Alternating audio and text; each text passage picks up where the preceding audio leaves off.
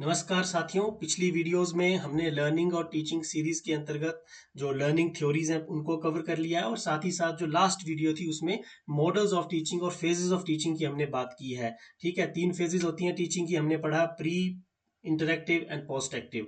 इसके बाद हमने ये भी देखा कि जो मॉडल्स ऑफ टीचिंग है वो जो हमारी साइकोलॉजिकल थ्योरीज हैं उन पर बेस्ड होते हैं। तो हमने कुछ मॉडल्स देखे, जैसे एडवांस ऑर्गेनाइजर मॉडल आशुबेल का हमने देखा।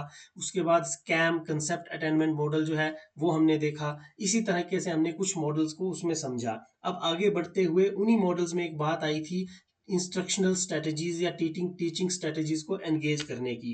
ठीक है, तो उस समय मैंने कहा था कि नेक्स्ट वीडियो इंस्ट्रक्शनल स्ट्रेटजीज पर आपके लिए आएगी। तो ये जो वीडियो है ये हमारी इंस्ट्रक्शनल स्ट्रेटजीज से डील करेगी, यानी कि एक अध्यापक कक्ष में शिक्षण करते समय, अधिगम करते समय बच्चों को कौन कौन सी टेक्निक्स या स्ट्रेटजीज के माध्यम से पढ़ाता है।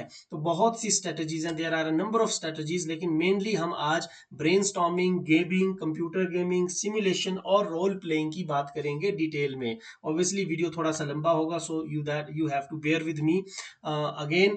This is me Yudhveer Tandon who is presenting this video for you. तो बेंजामिन फ्रैंकलिन का एक बड़ा जबरदस्त कोट है जो लर्निंग को एक तरीके से डिफाइन करता है कि कैसे लर्निंग होती है। तो ये कहता है कि tell me and I forget, teach me and I remember, involve me and I learn. यानी जब मुझे आपने इन्वॉल्व कर लिया, एंगेज कर लिया, तो समझ लीजिए कि मैंने सीख लिया।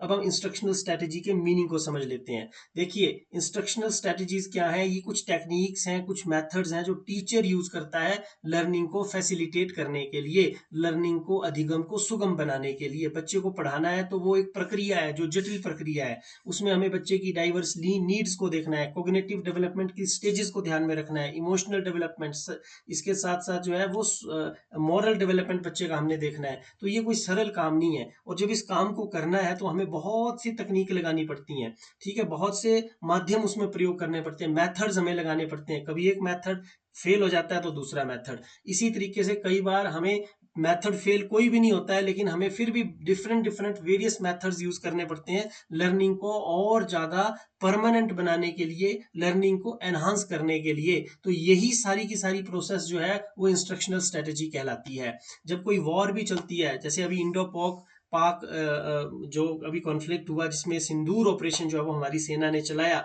उसमें सेना ने स्ट्रेटजीज बनाई ताकि कैसे जो है वो पाकिस्तान को डिफीट किया जा सके या कम से कम समय पे उसे घुटनों पर लाया जा सके। तो ये एक स्ट्रेटजी है। सिमिलरली टीचिंग भी किसी वॉर से कम नहीं है। उसमें हमें बच्चे के माइंड के साथ खेलना पड़ता है, उसके माइंड को समझना है, उसकी नीड्स को देखना है, उसके लर्निंग स्टाइल को देखना है। तो वहां भी हमें कुछ इंस्ट्रक्शनल स्ट्रेटजीज जो डिजाइन करनी पड़ती हैं। तो आगे बढ़ते हैं। और ये जो स्ट्रेटजीज हैं ये क्यों बनाई जाती हैं? क्योंकि ये लर्निंग को एंगेजिंग करती हैं, यानी बच्चों को इन्वॉल्व करती हैं लर्निंग में। और अभी अभी हमने बेंजामिन फ्रैंकलिन का कोट पढ़ा। वो कहते हैं कि अगर बच्चे को आपने इन्वॉल्व कर लिया तो बच्चा सीख गया, यानी हमें एंगेज करना ही पड़ेगा बच्चे को। ये इंटरेक्टिव कर देती हैं लर्निंग को और इफेक्टिव कर देती हैं लर्निंग को। प्रभावोत्पादकता, ठीक है, जो प्रभाव है आपकी टीचिंग स्ट्रेटजी से, जैसे ही वो स्ट्रेटजी आप यूज करते हैं उससे जो आपकी टीचिंग का प्रभाव है वो बहुत ज्यादा इंक्रीज हो जाता है। इसके बाद based on learners need, subject matter and teaching goals. ये जो इंस्ट्रक्शनल स्ट्रेटजीज हैं, ऐसा नहीं है कि मनगढ़ंत है, अपने आप से बना दिया है without having any logic. They are very much logical and they are based on the needs of the learner and subject matter that we are going to teach, and they are aligned with the teaching goals that we have, that are in our mind before teaching। जो goals हम लेकर के चलते हैं, जो हमारे मस्तिष्क में पहले से होते हैं, उनके ऊपर बेस्ड जो है वो ये सारी इंस्ट्रक्शनल स्ट्रेटजीज होती हैं। अगर हम ब्रॉडर रूप में देखें, ब्रॉडर टर्म्स में देखें, तो इंस्ट्रक्शनल स्ट्रेटजीज डायरेक्ट हो सकती हैं, इनडायरेक्ट हो सकती हैं। डायरेक्ट में क्या है? टीचर सेंटर्ड है ये, और इसमें लेक्चर मेथड जैसे मेथड को आप एज एन एग्जांपल ले सकते हैं। इनडायरेक्ट में स्टूडेंट सेंटर्ड होती हैं, और इसमें क्या है? इंक्वायरी मेथड को आप एज एन एग्जांपल ले सकते हैं, क्योंकि इसमें बच्चा बच्चा सेंटर में है। एक्सपेरिमेंटल जो है या एक्सपीरियंशियल जो है, इसमें क्या है? एक्सपीरियंशियल जो है इसमें अनुभव को जोड़ दिया जाता है, यानी हैंड्स ऑन का आप इसमें एग्जांपल ले सकते हैं। ठीक है, और इसमें जो एक्सपेरिमेंट्स हैं या जो फील्ड ट्रिप्स हैं वो इसमें इंक्लूड हो जाती हैं। इंटरेक्टिव भी होती हैं जो हमारी इंस्ट्रक्शनल स्ट्रेटजीज हैं, जिसमें कोलैबोरेशन और कोऑपरेशन जैसी टेक्निक्स हमें देखने को मिलती हैं, और डिस्कशन जो है वो इसका एक एक फॉर्म हमें देखने को मिलता है, जो अक्सर कई बार हम क्लासरूम में किसी पर्टिकुलर कंसेप्ट को समझाने के लिए यूज भी करते हैं। अब बात आती है इंडिपेंडेंट इंस्ट्रक्शनल स्ट्रेटजीज की। तो ये कुछ सेल्फ गाइडेड स्ट्रेटजीज होती हैं, जिसमें कि हम प्रोजेक्ट को ले सकते हैं, प्रॉब्लम सॉल्विंग को ले सकते हैं, क्रिटिकल थिंकिंग को ले सकते हैं, मेटाकॉग्निशन को ले सकते हैं। तो there are a lot of strategies that comes under these umbrella terms, like direct, indirect, experiential, interactive and independent. आइए ब्रेनस्टॉर्मिंग की बात अब कर लेते हैं। तो ब्रेनस्टॉर्मिंग शब्द से ही क्लियर है। देखिए, ब्रेन मतलब हमारा मस्तिष्क और स्टॉर्मिंग मतलब एक तरह का तूफान आ जाए, ठीक है, दिमाग में। लेकिन ये तूफान होगा विचारों का, ठीक है। इसे हम कहते हैं मस्तिष्क उद्वेलन, यानी हमारा दिमाग जो है वो विचारों से भर जाए। किसी चीज को लेकर के हम इतना सोचें, इतना सोचें, इतना सोचें कि एक समस्या के अनेक सॉल्यूशंस हमारे पास आए, ठीक है। और ब्रेनस्टॉर्मिंग को हम एक तरीके से डाइवर्जेंट थिंकिंग से भी जोड़ते हैं। कन्वर्जेंट और डाइवर्जेंट थिंकिंग क्या है, ये आने वाली वीडियोस में मैं विशेष रूप से भी एक इसके ऊपर एक स्लाइड होगी। लेकिन इसमें आप यहाँ से ये समझ सकते हैं कि जब एक समस्या का केवल एक समस्या के एक ही हल पर हम विचार करते हैं, उसको क्या कहते हैं हम, कन्वर्जेंट थिंकिंग। और जब एक समस्या के मल्टीपल पॉसिबल जो सॉल्यूशंस हैं उनको लेकर के हम बात करते हैं, तो वो जो है वो डाइवर्जेंट थिंकिंग का एक स्वरूप हमें देखने को उसमें मिलता है। Now a group creativity technique to generate a large number of ideas for solving a problem, again मैं ये डिस्कस कर चुका हूँ, and encourages free and spontaneous thinking without criticism। अब इसमें एक मेन चीज क्या है कि मान लीजिए आपने एक टॉपिक दे दिया बच्चे को कि भैया बताइए कि जो बादल है, ठीक है, या जो वर्षा है वो कैसे होती है, सिंपल सी बात है, ठीक है। या वर्षा तो ठीक है होती है, लेकिन उसको आप फर्दर और ज्यादा आगे पूछेंगे कि बर्फ कैसे गिर जाती है, पानी की बूंदें बर्फ में कैसे तब्दील हो जाती हैं। तो अब बच्चे सोचेंगे, इसमें आप एनकरेज करेंगे फ्री एंड स्पॉन्टेनियस थिंकिंग को। ये नहीं कि एक आइडिया आज सोचा, दूसरा 2 घंटे बाद या कल या परसों या अगले हफ्ते, नहीं। जब ये ब्रेनस्टॉर्मिंग का सेशन चलेगा तो ये एट ए स्ट्रेच चलेगा, आधा घंटा, 1 घंटा, 40 मिनट, जो भी आप टाइम लिमिट सेट करेंगे वो स्पॉन्टेनियस होना चाहिए और उसी समय आपने उसका रिस्पॉन्स लेना है। और इसमें क्रिटिसिज्म की जगह नहीं होती है, यानी कि अगर कोई बच्चा ऐसा आइडिया भी देता है जो बिल्कुल ही आउट ऑफ कंटेक्स्ट है, तो उसे भी हमें एक्सेप्ट करना है इनिशियल स्टेज पे। बाद में उसको लेके क्लैरिफिकेशंस हो सकती हैं, डिस्कशंस हो सकते हैं, बट क्रिटिसिज्म ना तो टीचर के पार्ट पर होगा और ना ही स्टूडेंट्स को अलाउ किया जाएगा इसमें कि वो क्रिटिसाइज करें इस चीज को। अब इसमें पॉपुलराइज जिसने इसको किया वो है एलेक्स ऑसबॉर्न। 1940s में इसको उन्होंने पॉपुलराइज किया। तो ये एक टर्म आप एमसीक्यूज के रूप में भी कभी क्वेश्चन आता है तो ऑसबॉर्न का नाम आप ब्रेनस्टॉर्मिंग के लिए जो याद रख सकते हैं। इसकी कुछ कैरेक्टरिस्टिक्स भी हैं, देखिए क्या है। अब इसी से कैरेक्टरिस्टिक्स निकल जाएंगी। ये ओपन एंड नॉन जजमेंटल है, क्योंकि इसमें क्रिटिसिज्म नहीं है तो जजमेंटल इसमें हुआ ही नहीं, ओपन हुआ ही है ना जी। इसमें क्या है, फोकस किया जाता है क्वांटिटी पे ओवर क्वालिटी। अब इनिशियली इसमें क्या किया जाता है, मैंने पहले कहा कि एक समस्या के बहुत सारे हल ढूंढने के प्रयास किए जाते हैं। बहुत सारे की जगह आप यहाँ ये शब्द भी इस्तेमाल किए जा सकते हैं कि जितने हो सके उतने, ठीक है। अब इसमें ये नहीं है कि 5 आइडियाज आ गए तो हमने स्टॉप कर दिया, नहीं। अगर हमने 15 मिनट का समय रखा है तो 15 मिनट में 500 5000 आइडियाज भी आ जाएं, दे ऑल आर वेलकम्ड। इसके बाद एनकरेज करता है ये अनयूजुअल एंड वाइल्ड आइडियाज को, out of the box ideas. मान लीजिए सिंपली अगर कोई हम पूछेंगे कि 2 + 2 कितने होते हैं, और अगर कोई बच्चा बोलता है 4 और कैसे आपने ये जमा किया, और बच्चा अगर सिंपल मान लीजिए बोलता है कि जी मैंने 2 डंडे लगाए, पहली क्लास के बच्चे की बात कर रहे हैं, दूसरे फिर 2 डंडे और लगाए और ये 4 हो गए, तो ये तो यूजुअल आइडिया है, ठीक है। This is not wild idea. अगर कोई बच्चा इसके अलग तरह के कोई आइडियाज निकालता है कि भाई मैंने तो मतलब कुछ भी आइडिया हो सकते हैं, out of the box ideas हो सकते हैं, this is the main essence of brainstorming कि हमें ऐसे आइडियाज एनकरेज करने जो आउट ऑफ द बॉक्स हो। और now it builds on others ideas, ये दूसरों के मतलब कि जो आइडियाज पर बिल्ट होते हैं, जिसको हम पिगी बैकिंग भी कहते हैं। तो ये टर्म आप याद रख सकते हैं, this is very important term. Piggy banking क्या है कि मान लीजिए मैंने एक आइडिया दिया कि जी इस चीज, जैसे मान लीजिए हमने बोला कि आप पर्यावरण का प्रदूषण कैसे कम कर सकते हैं, तो किसी बच्चे ने बोला कि हम क्या करेंगे, गाड़ियों का कम से कम इस्तेमाल करेंगे। तो दूसरा बच्चा बोल सकता है कि नहीं, कम से कम तो हो नहीं सकता सर, लेकिन इतना है कि जब भी गाड़ी का इस्तेमाल करेंगे तो हम गाड़ी यूज ना होने पर या ट्रैफिक के दौरान उसका इंजन बंद कर देंगे। तो तीसरा बच्चा उसी से आइडिया निकाल सकता है कि ठीक है, इंजन बंद करने के साथ साथ हम क्या करेंगे, ग्रीन एनर्जी की तरफ शिफ्ट करेंगे, हम पेट्रोल डीजल की जगह जो ग्रीन फ्यूल की जो व्हीकल्स हैं वो खरीदेंगे। तो चौथा बच्चा उसके बाद और बोल सकता है कि हम पब्लिक ट्रांसपोर्ट का यूज करेंगे। मतलब ideas are build on the basis of the previous ideas और द प्रायर आइडियाज। इसमें इन्वॉल्व होती है ग्रुप पार्टिसिपेशन। जितना ज्यादा ग्रुप पार्टिसिपेट करेगा उतनी ही ब्रेनस्टॉर्मिंग सक्सेसफुल होगी। अदरवाइज ये ब्रेनस्टॉर्मिंग जो है ये सक्सेसफुल नहीं मानी जाएगी। अब देखिए इसमें एक चीज और क्या है, वो ये है कि the current way to have a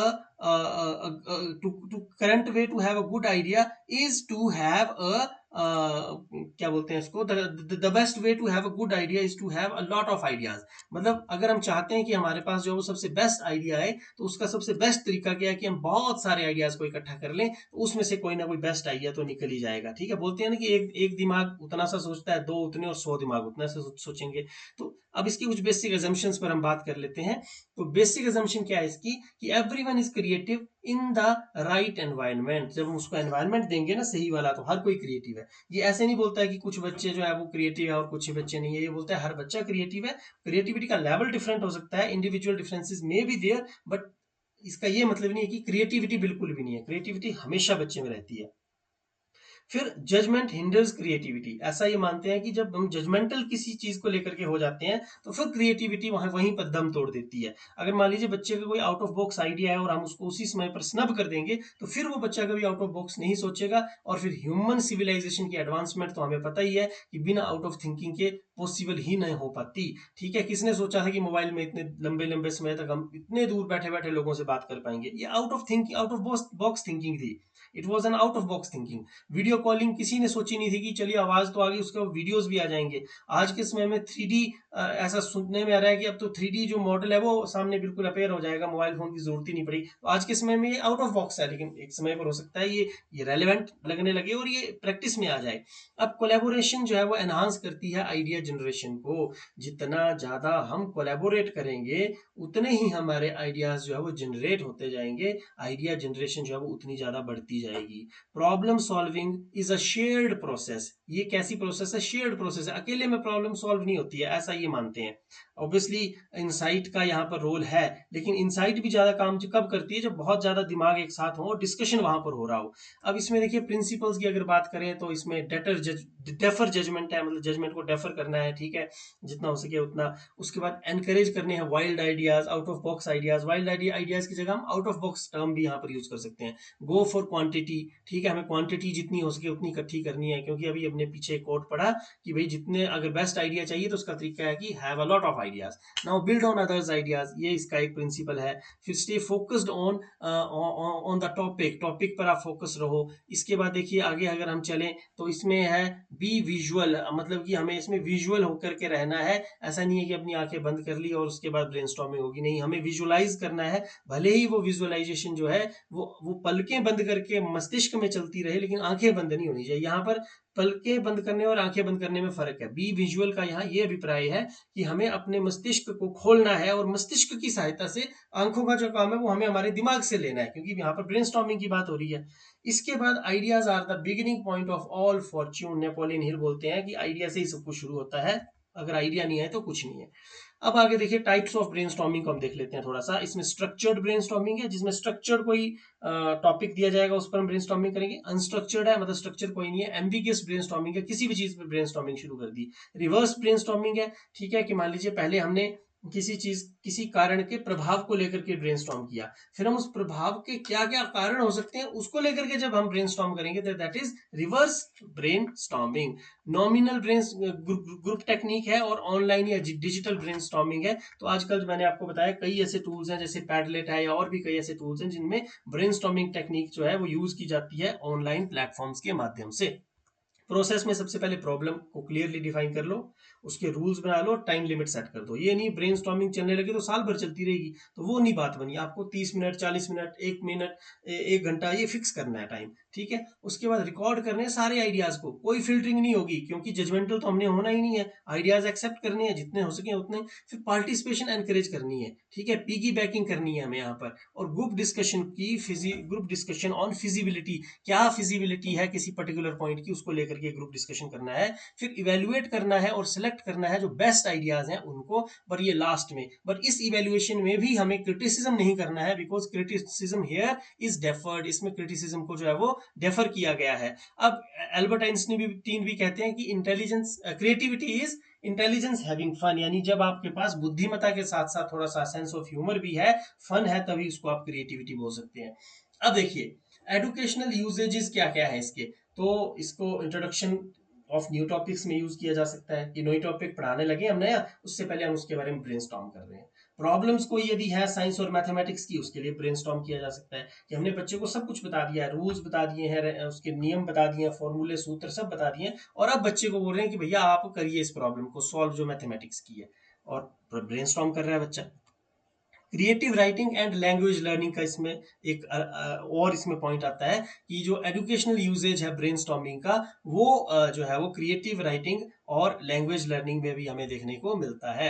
social issues की डिस्कशन जो है सोशल साइंसेज में, वो इसमें इंक्लूड है। ग्रुप प्रोजेक्ट्स को इसमें इंक्लूड किया जाता है, कोलैबोरेटिव टास्क को। मेरिट्स की बात करें तो ये क्रिएटिविटी और क्रिटिकल थिंकिंग को जो है वो एनकरेज करता है, टीम वर्क कोलैबोरेशन को एनकरेज करता है, स्टूडेंट की पार्टिसिपेशन और एंगेजमेंट को एनकरेज करता है। तो ये चीजें एक लाइन ही अपने आप में सेल्फ एक्सप्लेनेटरी है। स्टूडेंट की पार्टिसिपेशन एनकरेज हो रही है भाई, जब वो इतनी बड़ी ब्रेनस्टॉर्मिंग कर रहा है तो एंगेजमेंट हो रही है उसकी अपने आप। ठीक है, डेमोक्रेटिक क्लासरूम एनवायरनमेंट बनेगा। डेमोक्रेसी का मतलब क्या है, जिसमें हर किसी का अपना एक से हो, अपना एक अपनी एक वॉइस हो, he and he is allowed to raise his voice. ठीक है, शेयर हिज आइडियाज, तो वही चीज तो इसमें हो रही है। It helps idea generation for projects and essays.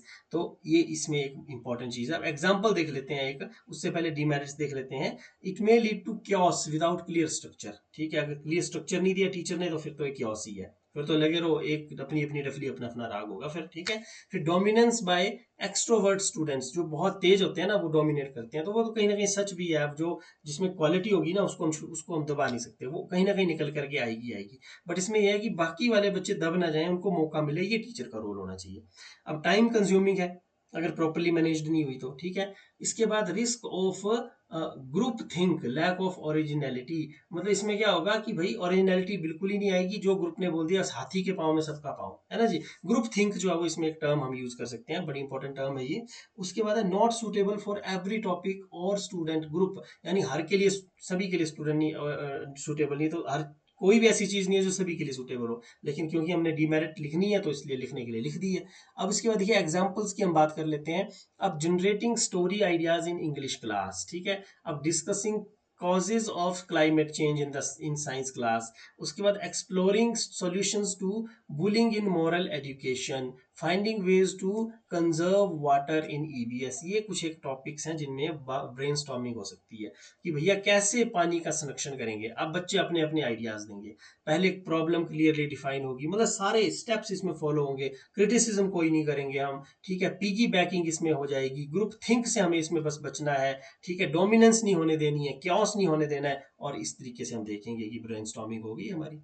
अब इसको इफेक्टिव बनाना है तो जो मैंने पीछे बातें बोली वही है कि भाई सेफ और रिस्पेक्टफुल एनवायरनमेंट बनाओ, विजुअल एड्स का यूज करो ताकि एब्स्ट्रैक्ट थिंकिंग में हेल्प हो जाए बच्चों को। डिजिटल टूल्स हो जैसे पैडलेट है या जैम बोर्ड है, उससे किया जा सकता है। फिर हम रोटेट कर सकते हैं लीडरशिप रोल्स को फॉर इंक्लूसिवनेस। हमने बोला ना कि एक्सट्रोवर्ट बच्चे डोमिनेट कर लेते हैं, उसके लिए ये सोल्यूशन है कि आप क्या कीजिए कि एक पूरे सेशन को 5-5 10-10 मिनट के सब सेशंस में बांट दो, और हर सब सेशन का कोई एक लीडर होगा and he will control the discussion. तो इससे क्या होगा, सभी को मौका मिल जाएगा। ठीक है, या आप टीम्स में डिवाइड कर दो, तो जो टीम होगी, टीम का पर्टिकुलर लीडर होगा, वो अपनी टीम को जिताने के लिए ऑब्वियसली उसको एनकरेज करेगा पार्टिसिपेशन को।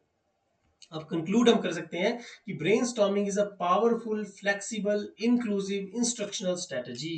तो देख लीजिए भाई, इसी लाइन में कंक्लूड हो गया। पावरफुल तो है ही है, फ्लेक्सिबल है ना, कभी भी इसको कोई भी चेंज इसमें किया जा सकता है, इंक्लूसिव है, सबको इंक्लूज करेगी ये, और इंस्ट्रूमेंटल स्ट्रेटजी तो ये है ही है।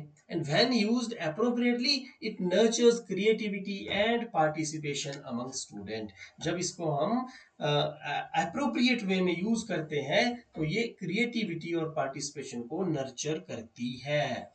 अब अगली स्ट्रेटेजी आ गई है, थोड़ी सी वीडियो तो लंबी है ही है, इसमें कोई डाउट नहीं है, तो ये इसको आगे बढ़ाते हैं। Gaming as a teaching strategy. अब देखिए, gaming in education refers to using structured games. ठीक है, गेमिंग जो है एजुकेशन में, इसका अभिप्राय क्या है, स्ट्रक्चर्ड गेम्स के से है। ऐसा नहीं कि कोई अनस्ट्रक्चर्ड सी गेम है। अब वो गेम मैनुअल भी हो सकती है, डिजिटल भी हो सकती है। ठीक है, और वो गेम जो है, that game should enhance the learning, और इसी को गेमिंग कहा जाता है। अब इसमें रूल्स होते हैं गेमिंग में, हम सभी जानते हैं, हर गेम के रूल है, छोटी सी छोटी गेम भी होगी उसके भी रूल है।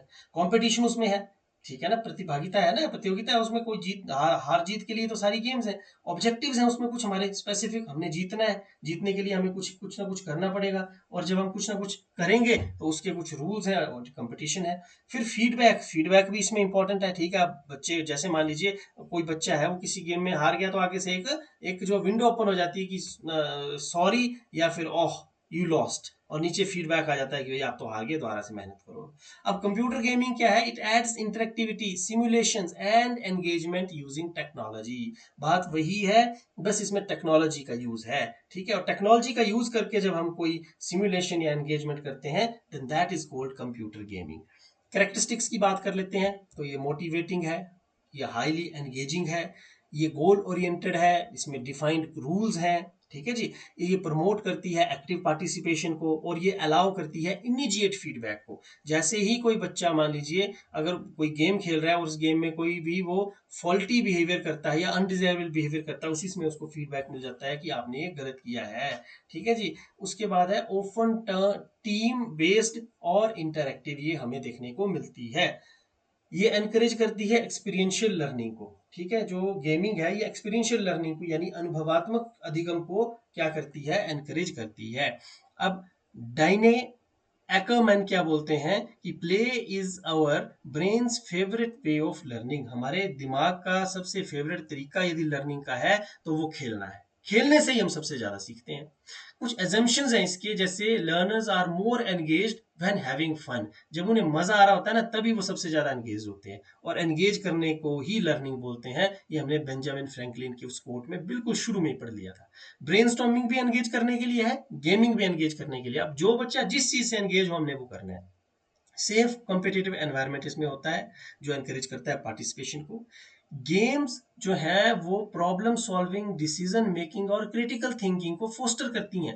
यही चीजें दूसरी वाली स्ट्रेटेजी से भी फोस्टर होती हैं, लेकिन बच्चे अलग अलग है ना, बच्चों की नीड्स अलग हैं, वो डाइवर्स हैं, तो हमें अलग अलग तरीके लगाने पड़ेंगे ना चाहते हुए भी, है ना जी। अब इसमें क्या है, फीडबैक लूप्स जो है वो हेल्प करते हैं इम्प्रूव लर्निंग आउटकम्स। जब फीडबैक दी जाती है तो लर्निंग आउटकम उससे इम्प्रूव होती है। अब इससे पहले हम प्रिंसिपल्स ऑफ गेमिंग स्ट्रेटेजी को के ऊपर नजर डालें। गैरी गिगेक्स क्या बोलते हैं कि games give you a chance to excel, and if you are playing in good company you don't even mind if you lose because you had the enjoyment of the company during the course of the game। ये थोड़ी बड़ी stages के लिए है, जैसे हम आज के समय में यदि क्रिकेट मैच खेलने जाएं और उसमें हम हार भी जाएं तो हमें उतना बुरा नहीं लगता है। ठीक है, क्यों नहीं लगता है, क्योंकि हमारी कंपनी के साथ हमने एंजॉय किया। हम ये बोलते हैं कि ठीक है हार जीत चलती रहती है यार, एटलीस्ट हमने खेला, हमारी फिटनेस बनी, हम थोड़ा सा कहीं ना कहीं जो है उसको रिलैक्स फील करते हैं। तो ये एक बड़ा इंपॉर्टेंट चीज इन्होंने बताई है कि गेमिंग जो है वो कंपनी अगर अच्छी है तो उसमें गेम हारने पर भी हमें उतना दुख नहीं होता है। प्रिंसिपल्स वही, क्लैरिटी ऑफ ऑब्जेक्टिव सबसे पहले तो, है ना। और लर्निंग में भी यही है, अगर हम लर्निंग की बात करें और उसमें गोल्स वेल डिफाइंड ना हो तो लर्निंग नहीं होगी। प्रोग्रेसिव डिफिकल्टी होनी चाहिए, मतलब चैलेंजेस जो है वो एकदम से इंक्रीज नहीं होने चाहिए। जब भी कोई भी आप गेम देखिए, जैसे एक वर्ड बिल्डर गेम आती है, उसमें क्या होता है, कुछ अल्फाबेट्स दिए होते हैं और उन्हें अलग अलग वे में अरेंज करके हमें फिंगर्स से ही वो करना होता है, और एक वर्ड बनाने होते हैं और फिट करना होता है उन्हें पर्टिकुलर जो मेज उन्होंने दी होती है, जो पजल उन्होंने दी होती है, उसमें उसको फिट करना होता है। तो ये प्रोग्रेसिव डिफिकल्टी उसमें देखने को मिलती है। ऐसा नहीं कि पहला ही लेवल इतना टफ है कि बच्चा आगे जा ही नहीं पा रहा है, नहीं। पहला लेवल उस तरह का आएगा, दूसरा उस तरह का, तीसरा उस तरह का। इमीडिएट फीडबैक इसमें देना होता है, मिलता है बच्चे को, ये एक इसका प्रिंसिपल है। इंजॉयमेंट और मोटिवेशन का तो है ही है। इक्वल अपॉर्चुनिटी, ये नहीं है कि एक बच्चे को सारी अपॉर्चुनिटी मिल रही है और बाकी बच्चे सिर्फ देख ही रहे हैं, नहीं, बारी बारी शफल ऑफ अपॉर्चुनिटी होना चाहिए। अगर एक बच्चा आज प्लेयर है तो कल वो स्पेक्टेटर होना चाहिए, परसों वो अंपायर होना चाहिए। ठीक है, और इसी तरीके से एक अगर ओपोनेंट, आज किसी का ओपोनेंट है तो कल वो टीममेट्स भी होने चाहिए। ये इसका एक स्पिरिट इसमें होनी चाहिए। एग्जाम्पल की अगर बात करें तो काहूत है, क्विजेज है, बुकलेट है, ये कुछ quiz and MCQs based game है। माइनक्राफ्ट एजुकेशन जो है ये कोलैबोरेटिव स्टेम लर्निंग के लिए है। उसके बाद क्लास क्राफ्ट जो है ये RPG style classroom management game है। और पजल या कार्ड गेम जो है ये वोकेबलरी और मैथ के लिए होती है, जैसा कि मैंने अभी एक एग्जांपल वर्ड बिल्डर गेम का आपके सामने दिया, जिसको मैंने खुद भी यूज किया है, हैंड्स ऑन एक्सपीरियंस उसका किया है, और अपने बच्चों के साथ भी हम स्कूल में कई बार उस गेम को करवाते हैं। तो ये कुछ एग्जांपल्स हैं गेम्स के। ठीक है जी, अब आगे चलते हैं और स्टेप्स क्या क्या देखते हैं। तो सबसे पहले लर्निंग ऑब्जेक्टिव्स होंगे हमारे। ठीक है जी, उसके बाद एग्जांपल है, जैसे मान लो हमने फ्रैक्शन सिखानी है या ग्रामर सिखाना है, फिर हमें डिजाइन को चूज करना है या गेम को चूज करना है, भाई कौन सा डिजाइन हम लेंगे, डिजिटल लेंगे या मैनुअल लेंगे। अगर डिजिटल है तो देयर आर काहूत एंड माइनक्राफ्ट। अगर मैनुअल की हम बात करें तो बोर्ड और रोल प्ले हो सकता है।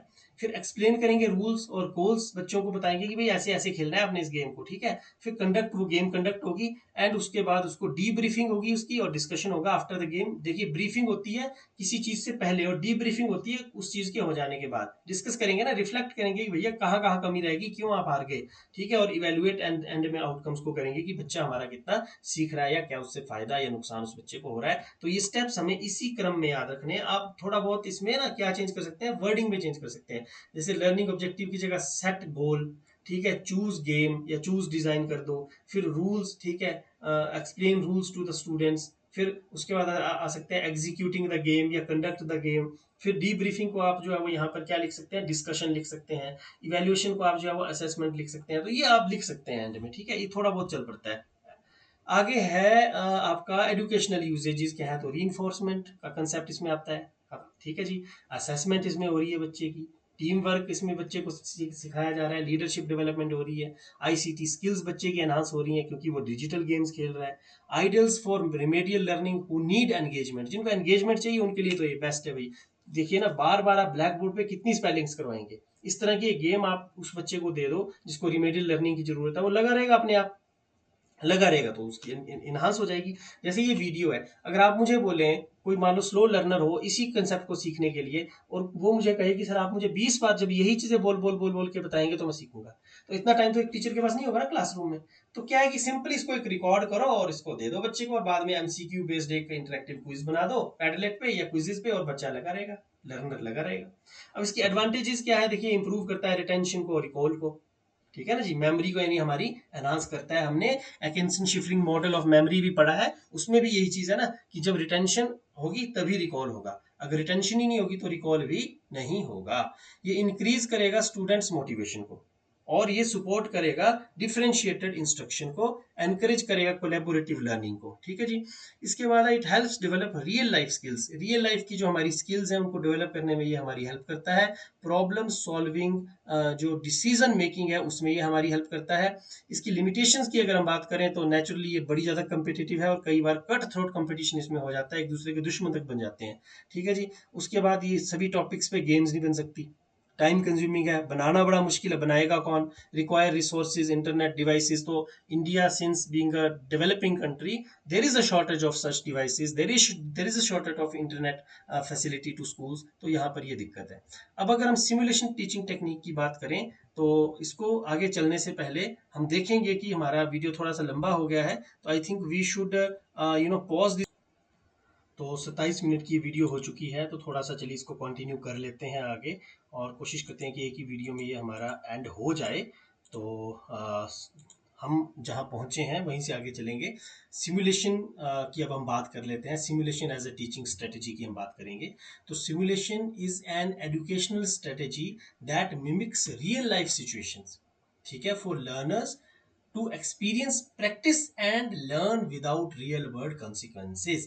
देखिए सिमुलेशन क्या है, बेसिकली ये एक ऐसी एजुकेशनल स्ट्रेटेजी है, हम एजुकेशनल स्ट्रेटेजीज को पढ़ रहे हैं, तो ये एक ऐसी एजुकेशनल स्ट्रेटेजी है that mimic real life situation, mimic होता है नकल करना, ठीक है। तो ये असली जीवन की परिस्थितियों को बिल्कुल हूबहू नकल करती है लर्नर्स के लिए, ठीक है, ताकि वो एक्सपीरियंस कर सकें, अनुभव कर सकें, क्या, प्रैक्टिस कर सकें, लर्न कर सकें विदाउट रियल वर्ल्ड कंसिक्वेंसेज, यानी वास्तविक जीवन के जो परिणाम है ना उनके बिना ही। मान लीजिए अगर किसी अनट्रेन टीचर को पढ़ाने के लिए भेज दिया जाएगा तो क्या होगा, लर्निंग उतनी अच्छे से नहीं हो पाएगी। लेकिन अनट्रेन्ड टीचर को यदि सिर्फ मिमिक करने को कहा जाए, पढ़ाने बच्चों को, रियल बच्चों को पढ़ाने को ना भेजा जाए, मतलब उसी के ही जो कलीग्स हैं, उसी के ही जो पीयर्स हैं उनको पढ़ाने को बोला जाए, तो उनकी तो लर्निंग हैम्पर नहीं होगी, ठीक है। और टॉपिक कौन सा पढ़ाएगा, वो जो उसने क्लासरूम में पढ़ाना है, ठीक है। तो इससे क्या होगा, कॉन्सिक्वेंसेस भी नहीं होंगे रियल, मतलब ये जो संभावना है कि बच्चों की पढ़ाई डिस्टर्ब हो जाएगी वो भी नहीं होगी, और उसको एक्सपीरियंस जो है वो बिल्कुल रियल मिल जाएगा, प्रैक्टिस मिल जाएगी और वो सीख पाएगा, ठीक है जी। अब आगे बढ़ते हैं। It is use to model complex systems और behaviours in controlled risk free environment. ये क्यों यूज किया जाता है? जो सिमुलेशन है ये कॉम्प्लेक्स सिस्टम्स को मॉडल करने के लिए या बिहेवियर्स को मॉडल करने के लिए किया जाता है। जैसे बच्चों को पढ़ाना कोई आसान कार्य नहीं है, वो कॉम्प्लेक्स है, सिस्टम है, ठीक है। तो उसकी अनुभव उसको एक तरीके से उसकी कॉपी करने के लिए ये काम किया जाता है कंट्रोल्ड और रिस्क फ्री एनवायरनमेंट में। ये केवल टीचिंग में ही नहीं होता, ये मेडिकल में भी होता है। जो डॉक्टर्स होते हैं उनको सीधा हार्ट का ऑपरेशन करने को नहीं बोला जाता, उन्हें जो है वो पहले क्या किया जाता है, सिमुलेशन के थ्रू जो है वो ये सारा चीज कराई जाती है, क्योंकि उसमें रिस्क नहीं होता, तो बच्चे अच्छे से सीख पाते हैं, कंट्रोल्ड एनवायरनमेंट होता है, और जब वो एक्सपर्ट हो जाते हैं तब वो उसको आगे फर्दर कैरी करते हैं। नाउ ये बिजनेस में भी है, साइंस में भी है, मेडिकल में तो मैंने बता ही दिया, मिलिट्री में ट्रेनिंग्स होती हैं। कहते हैं ना कि युद्ध अभ्यास हो रहा है अभी दो देशों के बीच में, तीन देशों के बीच में युद्ध अभ्यास हो रहा है, और टीचर एजुकेशन को भी इसमें इंक्लूड जो है वो किया जाता है। अब कैरेक्टरिस्टिक्स ऑफ सिमुलेशन की यहाँ पर बात की जाती है। देखिए, तो इसमें क्या है, रेप्लीकेट्स रियल लाइफ सिनेरियोज। इसमें रियल लाइफ सिनेरियो को क्या किया जाता है, रेप्लीकेट किया जाता है। मतलब जो रियल लाइफ में चीजें हो रही होती है ना, उन्हीं का ही रेप्लिका, उन्हीं की ही एक तरीके से कॉपी या डुप्लीकेसी जो है वहां पर की जाती है, ताकि उसमें वो अनुभव जो है, भले ही जो सिचुएशन है वो क्रिएट की हुई है, लेकिन अनुभव तो रियल मिलेगा ना बच्चे को। Now it allows for experiential learning, अनुभवात्मक अधिगम हो जाता है बच्चे का। जैसे बच्चे को अगर फॉर एन एग्जाम्पल हमने फार्मिंग सिखानी है और हम उसको बुक में बताया जा रहे हैं कि जी ऐसे मक्की बीजी जाती है, ऐसे गेहूं बीजी जाती है, मक्की की कटाई ऐसे होती है, गेहूं की कटाई ऐसी होती है, उससे अच्छा ये है कि उसको हम फील्ड में लेके जाएं और उसको हम उसी की हाथों से वो करवा के दिखाएं। लेकिन अब अपनी फील्ड तो कोई देगा नहीं ना, खेत इतना बड़ा, तो स्कूल जो अब अपनी किचन गार्डन में वो एक्सपीरियंशियल लर्निंग यानी सिमुलेशन में वो करवा सकता है। अब interactive and often technology driven भी ये होती है, ठीक है। जैसे कि मैंने आपको एग्जांपल दिया अभी कि मेडिकल में जो है वो किसी भी चीज का ऑपरेशन करने से पहले उसकी क्या क्या दिखाई जाती है बच्चे को उसकी उसको सिमुलेशन दिखाया जाता है, या उसकी एनिमेटेड जो उसकी पिक्चर है या वीडियो है वो दिखाई जाती है। It encourages decision making and problem solving. जब बच्चे उसको देखते हैं animated version of real life medical experiments या मेडिकल ऑपरेशंस, तो बच्चा देखता है कि अगर मैं यहाँ पर होता तो मैं ये करता, या मैं इस तरह से ये करता, किस तरीके से हाथों की मूवमेंट को आगे उन्होंने बढ़ाना है, प्रॉब्लम सॉल्विंग कैसे करनी है, डिसीजन मेकिंग कैसे करनी है, सब इसमें आ जाएगा। It can be role based, computer based और फिजिकल मॉडल, तो किसी भी रूप में ये हो सकती है। ये इंक्लूड करता है फीडबैक एंड रिफ्लेक्शन को। और इसमें जो है वो अगर हम इसके बाद देखें तो simulation is not a game, it is a powerful tool to deepen understanding. और बेंजामिन फ्रैंकलिन का फिर वही कोट कि tell me I forgot, teach me and I may remember, involve me and I learn. तो ये जो simulation है ये भी बच्चे को इन्वॉल्व करने के लिए ही ये स्ट्रेटजी जो है वो बनाई गई है या इसको यूज किया जाता है। एजम्पशंस क्या है इसमें? सबसे पहली एजम्पशन है learning is more effective when experiential. Obvious सी बात है, जब अनुभव से सीखेंगे तो ज्यादा इफेक्टिव होगी। Mistakes in simulations are opportunities for learning. Real life में मिस्टेक हुई मतलब काम खत्म। डॉक्टर ने एक मिस्टेक कर दी मतलब पूरी जिंदगी बंदे की गई। डॉक्टर ने मिस्टेक कर दी, पूरी कंट्री सॉरी टीचर अगर मिस्टेक करता है अपने पढ़ाने में तो पूरी की पूरी लाइफ खत्म, यानी पूरी की पूरी कंट्री कहीं ना कहीं वीक होती जाती है अंदर से। तो ये जो सिमुलेशन है ये अपॉर्चुनिटी है, फिर यहाँ पर मिस्टेक है मतलब अपॉर्चुनिटी है सीखने की, भाई मैंने गलती की तभी तो सीखा, अगर मैं गलती नहीं करूंगा तो सीखूंगा कैसे।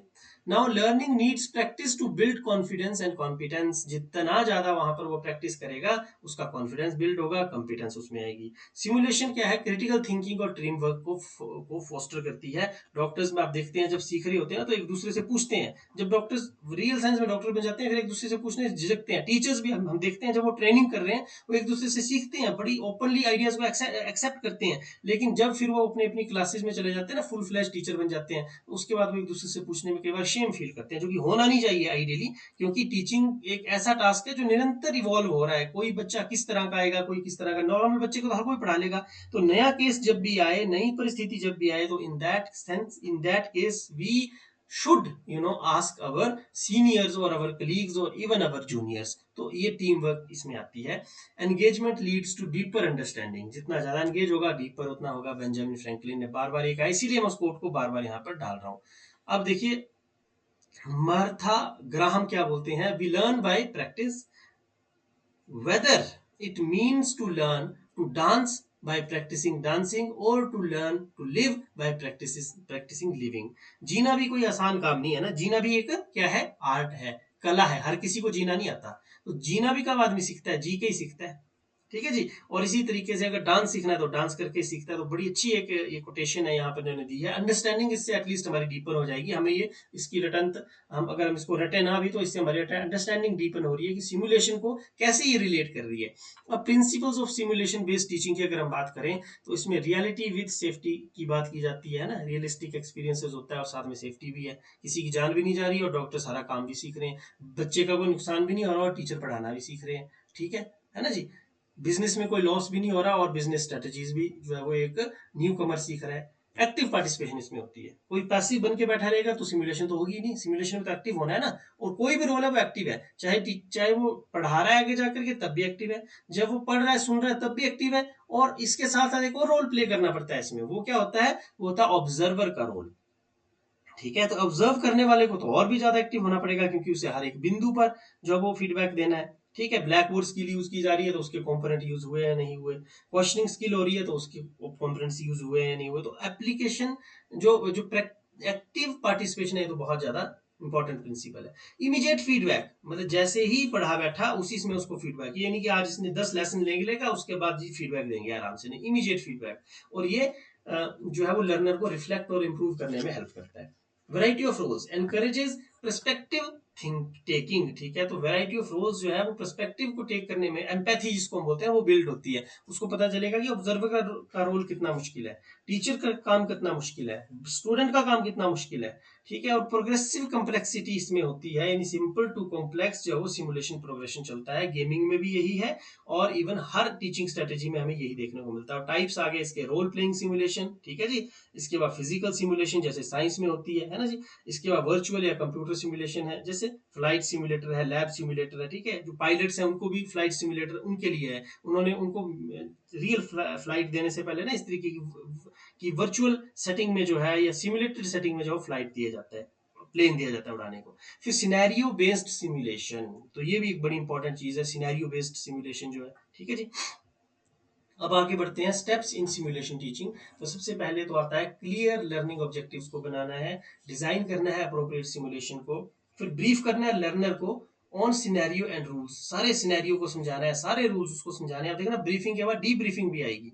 फिर कंडक्ट करनी है सिमुलेशन और अब उसके बाद फैसिलिटेशन या जिसको हम रिफ्लेक्शन और डिस्कशन बोलते हैं, प्रोवाइड फीडबैक एंड इवेल्युएशन। तो ये आप देख सकते हैं कि यहाँ ब्रीफिंग की, समझाया कि भाई कैसे सब कुछ करना है, यहाँ पर किया, और उसके बाद रिफ्लेक्शन या डिस्कशन जिसको डी ब्रीफिंग भी कहते हैं, वर्ड चेंज होते रहते हैं तो उसको हमें समझना है, और बाद में फीडबैक देना है या इवेल्युएशन करना है, ये सारी चीज इसमें आएगी। तो स्टेप्स ऑलमोस्ट सबके सेम है, थोड़ी सी सिनर्जी अगर हम बिठा लेंगे तो दिक्कत नहीं आएगी हमें। अब एजुकेशनल यूज क्या है? मेडिकल ट्रेनिंग में, टीचर की ट्रेनिंग में है। ठीक है। साइंस लैब में है। अब ऐसे एक्सपेरिमेंट्स होते हैं जो बड़े क्या होते हैं, हजार्डस होते हैं, तो वैसे तो नहीं हो सकते ना, उनको वर्चुअली कराना पड़ेगा। एनवायरमेंट एजुकेशन है। ठीक है। सोशल स्टडीज है। ठीक है। तो ये सारी फील्ड्स ऐसी हैं जिसमें सिमुलेशन यूज होती है। इसके एडवांटेजेस बहुत सारे हैं, जैसे इससे इंक्रीज होता है एंगेजमेंट और रिटेंशन में, रियल वर्ल्ड प्रैक्टिसेस प्रोवाइड होती हैं, safe encourages safe failure and learning from it. ठीक है। इसके बाद जो सॉफ्ट स्किल्स डेवलप होती हैं, जैसे टीम वर्क आ गया। ठीक है। लीडरशिप, डिसीजन मेकिंग आ गया। ये कॉन्फिडेंस और कॉम्पिटेंस को बिल्ड करता है।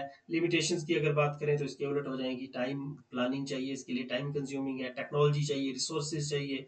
ठीक है। Realism might be limited. अब हम कितनी कोशिश कर लें किसी सिचुएशन का रेप्लिका क्रिएट करने की, भैया वो है तो रेप्लिका, ये है तो उसकी डुप्लीकेसी, कॉपी निकलती है ना बड़े बड़े ब्रांड्स की, तो होती तो वो कॉपी है चाहे कितना भी उसको कोशिश कर लें। तो वही चीज है कि आप सिमुलेशन में कितनी भी कोशिश कर लें, वो रियल लाइफ टीचिंग जो है वो उसको साथ उसको कंपेयर नहीं किया जा सकता। हाँ ठीक है, कीपिंग इन माइंड कि भाई जो उसके बेनिफिट्स हैं वो अच्छे हैं, लेकिन इसके क्रिटिसिज्म में ये बात हमेशा आ सकती है कि रियलिज्म को मेंटेन करना उतना आसान नहीं है, वो लिमिटेड ही रहेगा। Learners needed prior knowledge for full benefit. अब उनको प्रायर नॉलेज होना चाहिए तभी तो ब्रीफिंग कर रहे हैं, है ना जी। उसके बाद may not suit for all learning styles और सब्जेक्ट्स, ये सभी के लिए हो सकता है। This is the common limitation which every strategy have. Even this limitation is very common, this limitation is very common. ठीक है, तो ये चीजें हम इसमें ध्यान में रख सकते हैं, कुछ कॉमन होती हैं और कुछ जो है वो पर्सनल उसकी पर्टिकुलर जो है वो होती है। अब हम अगली स्ट्रेटेजी की ओर जा रहे हैं जो कि रोल प्ले है। सिमुलेशन हमने कर लिया, थोड़ा थोड़ा रोल प्ले सिमुलेशन एक जैसा ही है, बट फिर भी ठीक है, उसको अब देखते हैं थोड़ा सा। रोल प्ले क्या है? ये एक टीचिंग लर्निंग स्ट्रेटेजी है जिसमें लर्नर एक्ट करता है रोल को, ठीक है, रोल प्ले करता है, मतलब सिंपल सी बात है, और एक्सप्लोर करता है रियल लाइफ सिचुएशंस को, जैसे इमोशंस एंड बिहेवियर्स की इसमें बात की जाती है। कोई नाटक है, कोई वन एक्ट प्ले है, उसकी इसमें बात है। ठीक है जी। अब it helps learners understand others perspective, empathy, दूसरों के जूते में पांव डालना सीखता है बच्चा, कि भाई दूसरे के जूते देखने में तो अच्छे लगते हैं, लेकिन उनको डालने से ना कितनी रिस्पॉन्सिबिलिटी उस जूते को पहनने से आती है, कितना मुश्किल वो उसको पहन के चलना है, वो उसी समय पता चलता है जब उसके जूते में पांव डालते हैं। It solves problems in simulated context. ठीक है, it encourages active learning, empathy and reflection. ये चीजें रिपीटेड हैं हर एक में, तो इसको मैं रिपीट नहीं कर रहा हूँ। कैरेक्टरिस्टिक्स क्या है इसमें? लर्नर सेंटर्ड है, एक्सपीरियंशियल है, it is based on realistic scenarios. अब पीछे वाला जो था ना वो रियलिस्टिक नहीं था, ठीक है, वो क्या था? वो सिमुलेटेड था। ये रोल प्ले, इसमें तो रियल सेंस में रोल प्ले करना है ना। अब उसमें क्या है? It encourages empathy, imagination, interaction. ठीक है, ये प्रमोट करता है टीम वर्क, कोलैबोरेशन। इसमें क्या क्या था? Drama, expression and emotion. ठीक है, अब offers scope for feedback and improvement. ठीक है जी, तो ये इसकी एक हम क्या कह सकते हैं? कैरेक्टरिस्टिक्स है। अब कन्फ्यूशियस जो चाइनीज गॉड है वो क्या बोलते हैं? उनका एक कोट है कि I hear, I forget, I see, I remember, I do, I understand. वही बात है जो बेंजामिन फ्रैंकलिन ने कही है, वही ये है, अपने अपने शब्दों में कहा है। बात वही है कि अगर सुनूंगा तो भूल जाऊंगा, देखूंगा तो याद रखूंगा, करूंगा तो समझ जाऊंगा। तो हमने करवाना है क्योंकि हमने समझाना है, सिंपल सी बात है। एजम्पशंस बिहाइंड रोल क्या है? तो learning is more effective when it is experiential. ये एक इसका भी एजम्पशन है पिछले वाले की तरह ही। Learning develops social and emotional skills through role एनएक्टमेंट।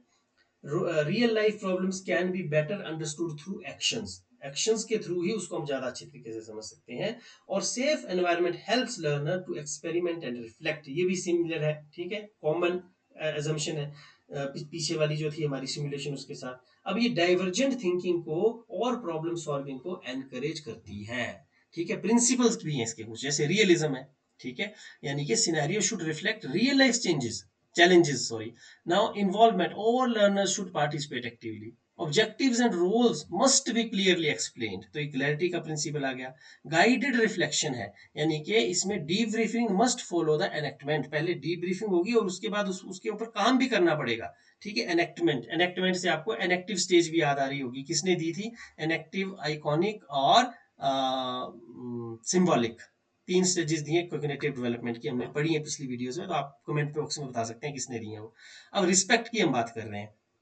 All ideas and roles should be treated respectfully. तो ये रिस्पेक्ट की बात है ना जी।